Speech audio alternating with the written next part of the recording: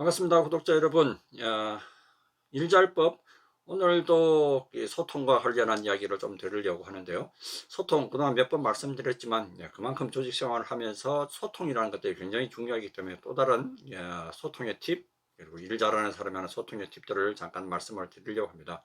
특히나 요즘 세대 보면은 지금 저도 이렇게 유튜브로 여러분들한테 말씀을 드리고 있지만 굉장히 의사소통의 수단이 과거에 비해서 다양해졌죠. SNS 아니면 메일 아니면 카카오톡과 같은 이런, 과거 우리 직접 말로 만나서 말로 하는 것보다는 훨씬 더 많은 다양한 의사소통 수단이 생겼음에도 불구하고 과거에 대비해서 오히려 이 구성원들 간의 관계, 팀워크, 소속감 이런 것들이 오히려 약해졌다라고 합니다.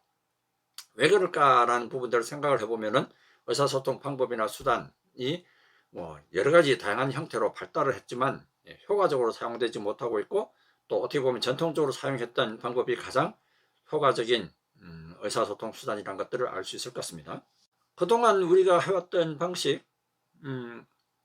어떻게 보면 요즘 이게 많은 기업에서 이 소통을 위해서, 특히나 조직이 커지면 커질수록 경영자들이 구성원들 일일이 만나서 소통을 할 수 없으니까 이런 경우들이 있습니다. 경영자와의 간담회, 오픈 세미나 등등 해서 일대 다로해서 경영자가 본인이 하고 싶은 생각, 사상, 조직의 생각들을 구성원들한테 전달하는 경우들이 있는데요. 그런 경우들, 만약에 그런 상황에서 처해서 그런 모임에 참석을 했다고 합시다. 어떻게 하는 거예요? 여러분들의 기분이 어떻던가요? 굉장히 경영자의 생각을 알게 돼서 굉장히 기쁘던가요? 아마 대부분의 조직에서 그것들이 별로 효과적이지 못하다라는 것들을 여러분들 경험상으로 알 수 있을 것 같습니다. 왜 그럴까요? 결국 의사소통, 물론 그렇게라도 이게 소통을 하는 노력을 하는 것들이 중요하지만 어떻게 보면 1대 다로 이렇게 하는 것보다는 의사소통의 효과를 가장 높이려면은 1대1로 만나서 직접적으로 의사소통하는 것이 가장 효과적이다라는 부분들을 알 수 있을 것 같습니다.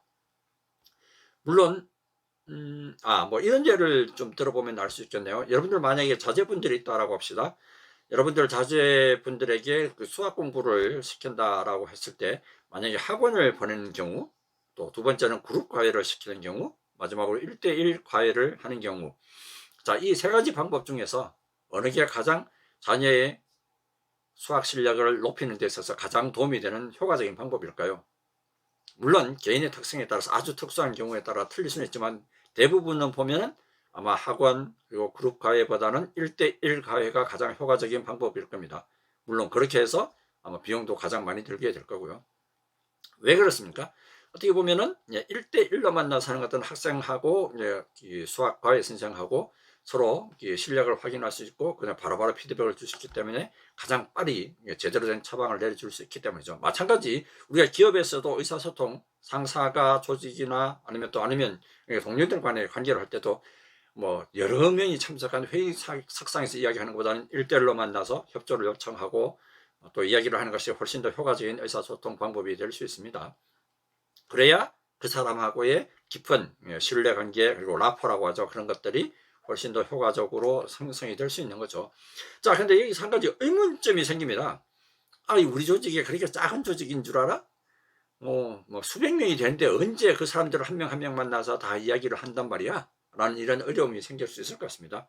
자, 그건 해결의 방법은 간단하다고 봅니다. 여러분들의 위치에 따라서 여러분들이 상대해야 될, 그리고 의사소통해야 될 사람들을 정하는 것들이 필요합니다. 만약에 여러분들이 조직에서 조금 높은 지위에 있는 사람이라면 중간 리더분들이 있을 겁니다. 그래서 그 사람들과 1대1로 소통을 하게 하고, 그 사람들을 통해서 여러분들이 입에서 하고 싶은 말들을 그 사람들을 통해서 그 밑에 후배자라는 그 중간 리더들이 여러분의 생각과 사상을 전달하게 하는 방법들이 있을 수 있겠죠. 모두 다 내가 만나면 가장 효과적이지만 현실상으로 그것들이 쉽지 않기 때문에 중간 리더들을 활용하는 방법들이 있을 수 있을 것 같습니다. 언젠가 제가 네트워킹과 관련된 강의 자료들을 보니까 거기에 보니까 5대, 10대, 15의 법칙이 있었던 것들을 본 기억이 나네요. 나의 인맥을 넓히려면 적어도 하루에 5번의 만남, 그리고 10건의 메일, 그리고 15통의 전화를 해라. 그런 이야기를 기억이 나는데요. 아마도 일반적인 업무상의 전화 이런 것들을 제외한 개인적인 5대, 10대, 15의 법칙을 적용해서 전화, 메일, 만남 이런 걸 가져라, 이런 이야기인 것 같습니다. 근데 현실상으로 보면 우리가 직장 생활하면서 이게 나의 관계를 넓히기 위해서 그 정도는 할 수 있을까?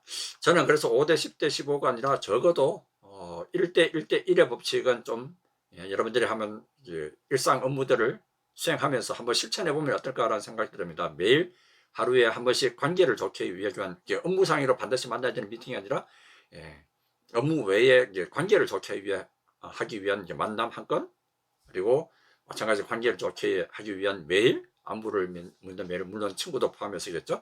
그리고 또 하나는 한 건의 전화 통화, 그런 것들을 의도적으로 여러분들이 매일매일 하나씩 관계를 해나간다면 여러분들이 뭐 한 달이면 적어도